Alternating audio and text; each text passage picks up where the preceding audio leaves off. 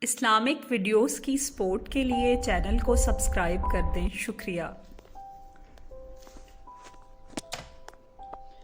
وہ عید کا دن تھا، ہر طرف چہل پہل تھی، لوگ عمدہ لباس پہنے عید کی نماز ادا کرنے کے بعد اپنے اپنے گھروں کی طرف رواں دواں تھے تاکہ گھر والوں کو عید کی مبارکباد دے سکیں۔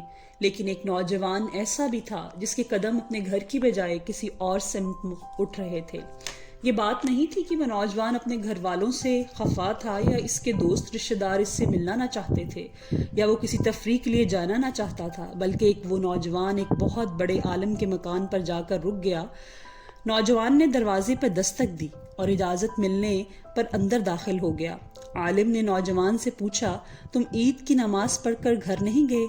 نوجوان نے جواب دیا، نہیں۔ عالم نے کہا، کچھ کھا لو۔ انہوں نے کہا، ضرورت نہیں۔ پھر کیا ارادہ ہے؟ عالم نے پوچھا۔ حدیث بیان فرمائیے، نوجوان نے جواب دیا۔ بزرگ نے نوجوان کو کتاب لانے کا حکم دیا۔ نوجوان کتاب نکال کر لایا۔ بزرگ نے 40 حدیثیں بیان کی۔ نوجوان نے کہا، اور فرمائیے۔ عالم نے جواب دیا، یہی کافی ہے۔ بزرگ، اگر تم نے یہی حدیثیں یاد کر لیں تو تمہارا شمار حفاظ میں ہوگا۔ نوجوان نے انکشاف کیا، میں نے یاد کر لی۔ بزرگ نے نوجوان کے ہاتھ سے کتاب لے لی اور فرمایا، بیان کرو۔ نوجوان نے وہ تمام 40 حدیثیں لفظ بلفظ بیان کر دی جو ابھی چند لمحے قبل بزرگ نے ان کے سامنے بیان کی تھی۔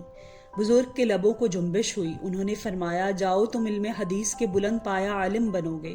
یہ نوجوان مالک بن انس جو آگے چل کر امام مالک کہلائے، اور وہ بزرگ تھے امام ابن شہاب ظاہری، جن سے علم کے حصوں کے لیے حضرت مالک نے یہ بھی گوارا نہ کیا کہ نماز عید کے بعد گھر چلے جائیں۔